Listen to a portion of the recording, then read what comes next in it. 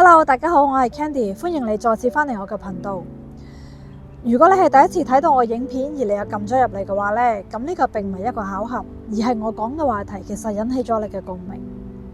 咁喺上一集我有講到人生嘅意義，原來我哋真正嘅身份係一個靈魂，透過輪迴轉世去經歷唔同嘅人生，去透過每一個唔同嘅身份去體驗、去經歷、去經歷唔同嘅情緒。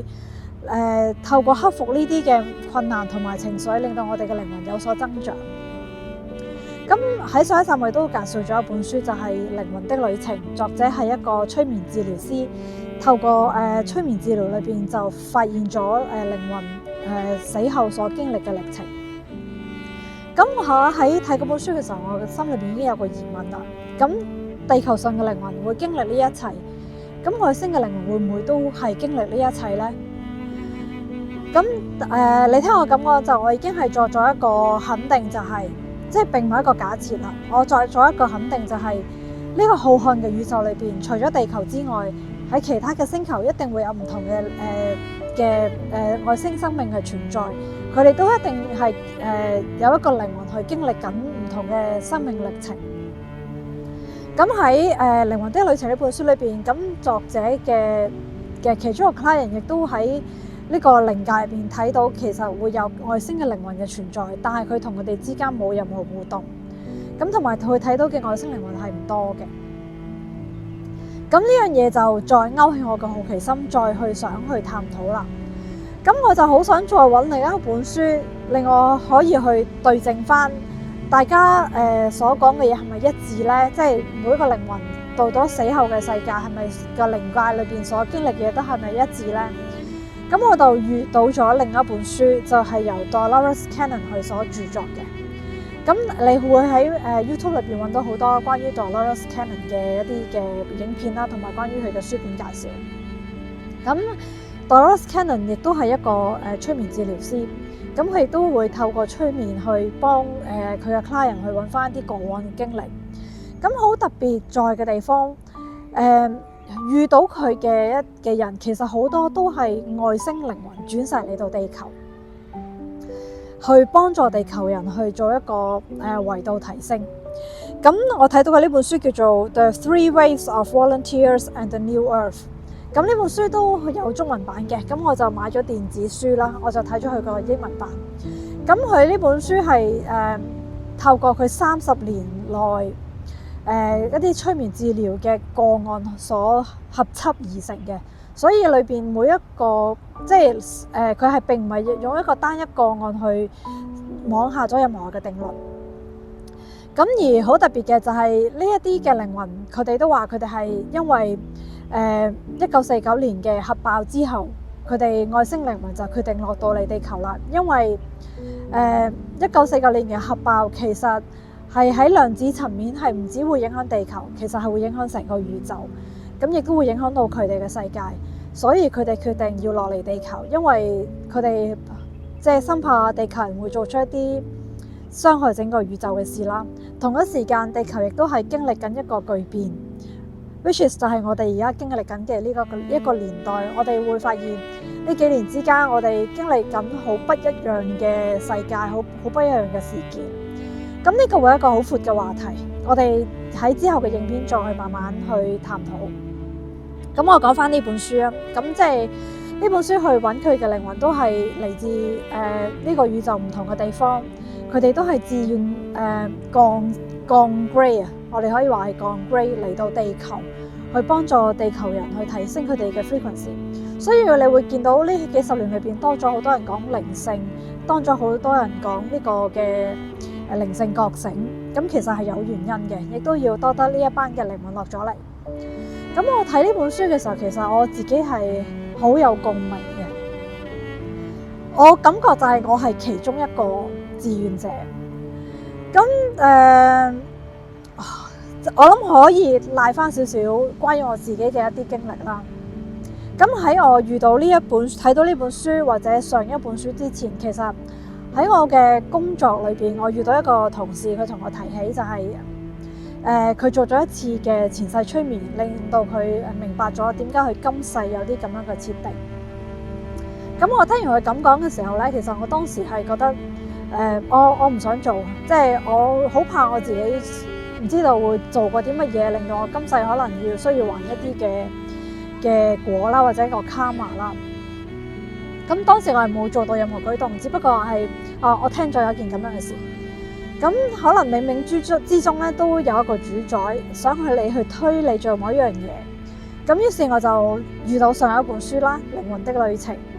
咁我都冇做任何嘢嘅，即係我唔覺得我係需要去 find out 我前世係啲乜嘢。咁我再睇埋呢一本書The Symbol of 志願者嚟到地球同埋新地球啦。咁我雖然覺得自己好似同呢啲嘢有啲聯繫咁樣，但係我仍然覺得我自己係冇需要去做任何嘢。咁可能宇宙就覺得咁唔得啦，我需要再派一個 messenger 去 push 你去做呢件事。咁我就遇到另一位朋友，佢睇到我介紹嘅呢兩本書之後咧，佢係覺得改寫咗佢嘅三觀。咁佢好急不及待咁就上網去揾，咁就揾到Michael Newton 嘅 practitioner， 即係由佢所訓練出嚟嘅催眠治療師。咁喺香港都有嘅，你哋可以上網揾下。咁就揾佢做咗一次催眠治療。咁我就即係好期待聽佢嘅分享。咁佢講完之後，就我覺得催眠其實都即係揾翻你嘅前世，其實都冇乜嘢啫咁樣。咁而好特別嘅地方就係佢話俾我聽，佢覺得喺佢前世裏邊其中一個角色係同我好似。咁就正正就係因為一個咁簡單嘅原因，我就會覺得咁冇所謂啦，不如我去 find out 一下我係咪就係嗰個人先。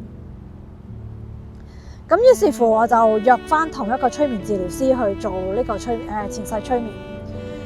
咁我做我自己做個催眠治療嘅時候咧，其實我以為會喺間好黑嘅房入邊去做啦。咁點知我去到嘅時候咧，就係即係治療師會落咗窗簾嘅，但係嗰時因為仲未天光，咁仲有少少光投入嚟。其實我呢個好 skeptical 嘅腦袋咧就開始運咗啦，佢就會覺得周圍嘅環境已經覺得周圍嘅環境會影響到我呢個催眠過程裏邊所體會到嘅嘢。咁喺呢個催眠過程裏邊，即係治療師會要你瞓低啦，就慢慢要你放鬆，慢慢將你帶入去童年，帶翻你去你胎內嘅記憶。咁我亦都翻做到呢個過程嘅。我去到見到自己俾一個薄膜包住喺媽媽個肚入邊。咁我知道自己嘅靈魂喺嗰個胎形成6個月嘅時候先至投胎入嚟。咁但係當佢將我再帶到去再前啲嘅時候，我發現就係黑掹掹，乜都冇啦，咩都睇唔到。咁呢個時候其實佢已經係呢個催眠過程已經係喚醒咗個潛意識噶啦，即係已經熄咗我呢個腦袋。咁我潛意識就話，因為我冇前世，所以冇嘢俾我睇到。咁我治療師會繼續幫我問，咁佢就話點解我冇前世？咁其實佢就話我係喺宇宙另一個地方嚟嘅，我其實亦都冇經歷過任何生命歷程，我只係一團能量嚟到地球，想喺呢個時間去幫助地球人。咁當我醒翻嘅時候，其實我就周圍望啦，即係我個腦袋就話俾我聽。可能你睇咗太多嘢啦，或者係當時嗰個環境影響到你，令到你講咗呢啲説話出嚟。咁其實我係半信半疑嘅，因為我根本就咩都睇唔到嘛。即係所以我就決定再揾第二個催眠治療師去引證我第一次催眠所見到嘅嘢，或者所知道咗嘅嘢。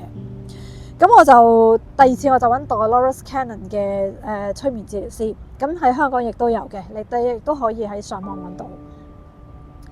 咁第二次做嘅時候咧，其實我就好詳細咁將我個情況講咗俾個催眠治療師聽，就係我已經有第一次嘅經驗，我個 mind 實在太過 skeptical， 所以我希望喺一個全黑嘅環境。咁嗰次我係特登約咗夜晚做嘅。所以我亦都要求佢將房裏邊所有嘅燈光熄滅，我唔希望有任何嘢令到我個腦袋就喺度發聲而影響嗰一次結果。咁喺我做第二次之前咧，其實我都喺屋企做咗一次冥想。咁咁我嘗試去連結我自己嘅高我，我就同佢講：如果今次你咩都唔俾我睇咧，我係唔會再相信你講嘅嘢嘅。咁即係我同大家一樣，都係一個好懷疑嘅人，但係我亦都會抱一個好開放嘅態度去接受任何可能性。咁所以當我做第二次催眠嘅時候咧，就治療師好配合啦，咁佢就熄晒所有燈，令到我唔會再有任何懷疑。咁佢就再次將我直接帶去一個我靈魂旅程裏邊最重要嘅時刻。咁我第一個畫面見到，咁我今次真係見到畫面啦。我第一個畫面見到嘅就係我見到自己由好高處跳落嚟，我見到自己一雙腿，我真係見到小腿。咁啊喺一個周圍都係紅色嘅硬地嘅地方，周圍都係啲紅色嘅硬石，好荒蕪，乜都冇，真係咩人都冇，乜都冇。咁我喺嗰刻，我嘅意識話俾我聽，就係嗰度係火星，而我當時咧就只係將我自己嘅能量轉化咗一對小腿，我並冇身體其他部分。咁就我想感受一下地心吸力。雖然火星嘅吸力係比地球弱好多，但係我想體會一下踩落地面嘅感覺。咁之後我先再嚟投胎嚟到地球。咁其實喺呢個過程裏邊咧，我個意識喺度嘅，其實我係聽緊自己講嘢。咁我個腦當開始又想喺度懷疑嘅時候，咁個治療師就幫我問咗另一個問題，就係我意料之外嘅。佢話Candy 身上，即係佢問我嘅高我 Candy 身上發出緊一啲好似 laser 咁嘅金色嘅光線。係咩嚟㗎？咁樣，咁我聽到就好愕然。咁我高我就答：呢個係我本身嘅能量，即係我其實本身係一團能量。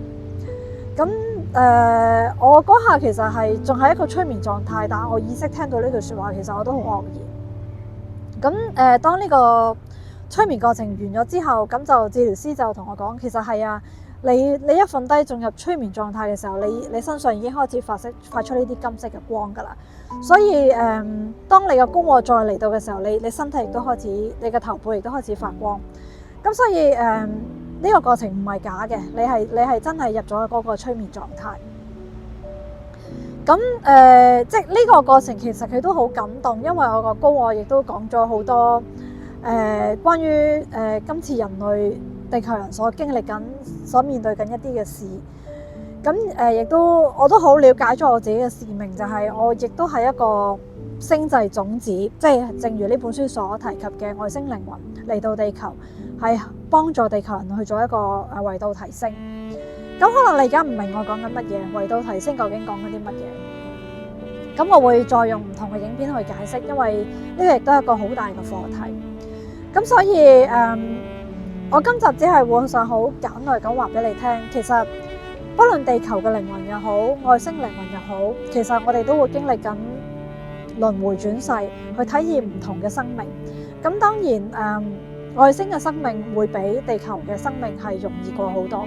地球就好似一個少林寺一樣，落到嚟係唔容易嘅，即係你係選擇咗落嚟做一個地球嘅靈魂，其實唔容易。呢度係令到你靈魂快速增長嘅地方，即係我自己都好深深體會到，即係我自己呢個意識力越嚟越強，我好明白我係唔屬於呢一度，但係我好感受到做一個地球人真係好艱難。咁但係我知道我嘅靈魂渴望落嚟，係希望一齊同地球人經歷呢一個旅程，一齊去幫佢哋維度提升。我希望見證住呢一個時刻。咁所以我先會選擇同其他星際種子一齊落嚟幫助地球。如果你覺得我講嘅嘢好奇怪嘅話，其實你可以喺 YouTube 裏邊打星際種子或者 Star Seeds， 你會揾到好多唔同嘅 channel， 都係由我哋星際種子去希望將而家地球經歷緊嘅嘢去講一個真相俾大家聽。亦都希望幫助地球人去揾翻自己，明白自己係一個靈魂，你係有你自己人生嘅自主權，你係唔需要受任何權力所控制。咁我講緊嘅權力係包括政權啦、宗教啦，其實呢一切都係係為咗 mind conditioning 控制你嘅腦袋而製造出嚟嘅嘢。咁可能呢一刻你又會講咩反基督啊、Antichrist 啊，或者係反宗教信仰 whatever 你會提出嘅嘢。咁我會喺其他嘅影片去解釋呢一啲問題，亦都會講清楚點解我會講呢啲嘢啦。咁呢一刻，希望你以抱住一個開放嘅態度去理解我所講嘅嘢，即使你唔接受。我哋喺其他嘅影片再見啦。咁如果你覺得我講嘅話題令你有所思考，有意思嘅話，你可以歡迎訂閱我嘅頻道。咁你當我出下一條影片嘅時候，你就可以睇到。或者你有任何疑問，歡迎你留言。下次再睇我嘅影片啦，拜拜。